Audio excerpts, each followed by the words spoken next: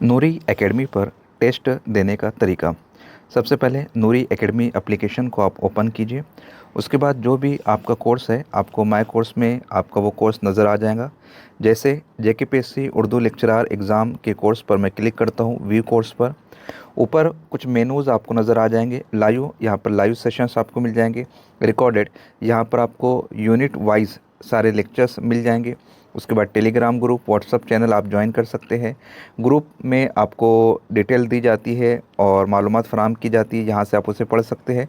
उसके बाजू में आप देख सकते हैं टेस्ट। टेस्ट पर आपको क्लिक करना होगा। क्लिक करने के बाद जेकेपीएससी मॉक टेस्ट 2025 का ऑप्शन आएगा, उस पर क्लिक कीजिए। क्लिक करने के बाद यहाँ पर जो टेस्ट अब तक हो चुके हैं वो आपको नज़र आ रहे होंगे। फॉर एग्ज़ाम्पल, अभी जो टेस्ट अपलोड किया गया है अदबी तनकीद पर यूनिट नंबर 5, मैं अटेम्प्ट पर क्लिक करता हूँ। क्लिक करने के बाद टर्म्स कंडीशन को मैं एक्सेप्ट करता हूँ और आप देख सकते हैं कि यहाँ पर आपका टेस्ट स्टार्ट हो चुका है। ऊपर आपका टाइमर नज़र आ रहा है।